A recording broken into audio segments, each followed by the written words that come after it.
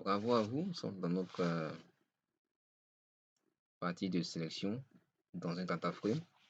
Alors, on va tout d'abord supprimer tout ce qu'on a au sein de notre environnement en faisant rmlist égale à ls, parenthèse, on ferme.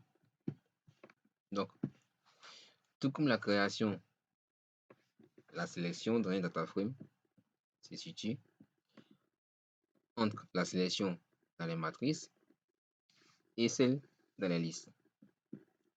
Créons par exemple un data frame comme ça, x, y, z, et mettons tout cela dans un data frame qu'on va appeler mon df. Donc, on exécute. D'accord. Donc, on a ici notre data frame qu'on peut également visualiser au sein de notre environnement.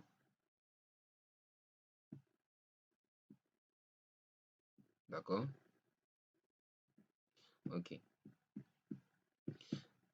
Comme avec les matrices, il est possible de spécifier des lignes et ou colonnes à sélectionner.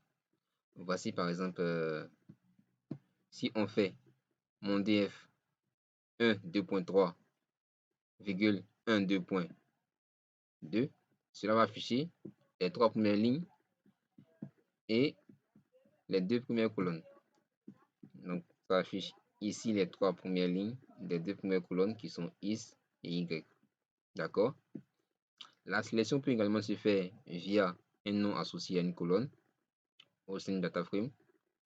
Si on fait mon df $z, on affiche ici les éléments du z sous forme de vecteur. Et si on fait mon df en griffe, crochet en griffe z, ici on récupère la variable z elle-même. Et si on tape z tout court, on récupère les éléments qui constituent z. D'accord. On peut combiner les deux méthodes. Sélectionnons les lignes 2 et 4 de la colonne is, par exemple. Donc, on va afficher mon df. On affiche ensuite is.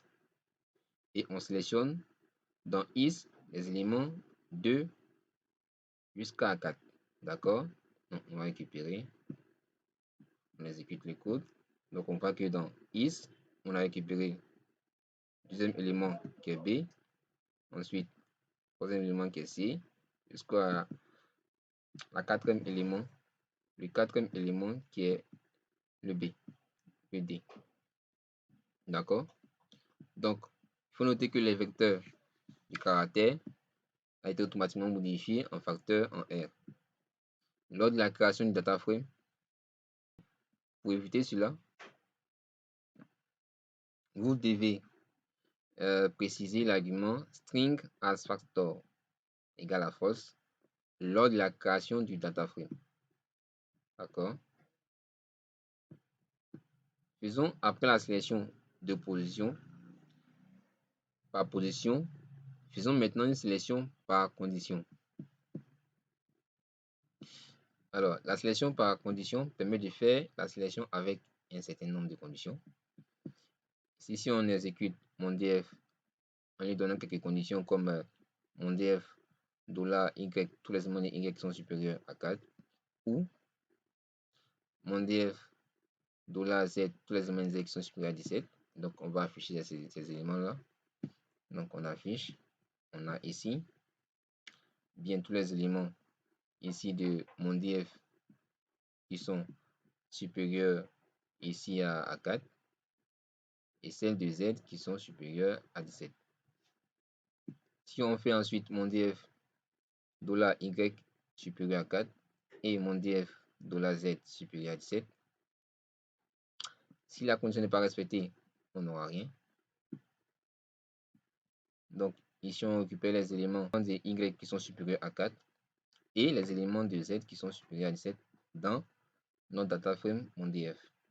Donc là on a bien évidemment 5 et 50. Il faut noter que lors de la construction de vos conditions, il est indispensable de repréciser l'association de data frame dans la colonne même si le nom associé à une colonne d'un data frame est forcément unique.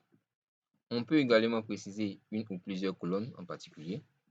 Alors si on fait mon df $y supérieur à 4, 1 à 2, cela est identique à faire mon df $y supérieur à 4, concaténation de y et 2, qui ne sont rien d'autre que les deux premiers éléments de notre data frame.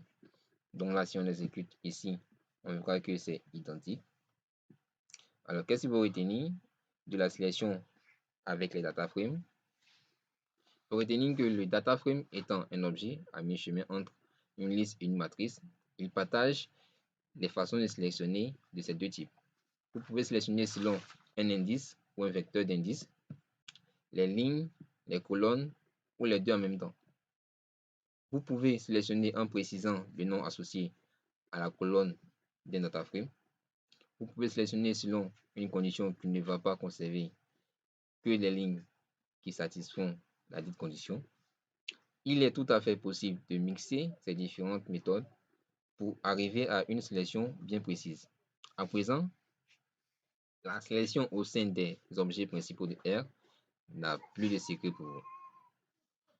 Nous allons maintenant voir un peu plus en détail comment exploiter et manipuler ces différents objets dans l'optique de faire une analyse statistique.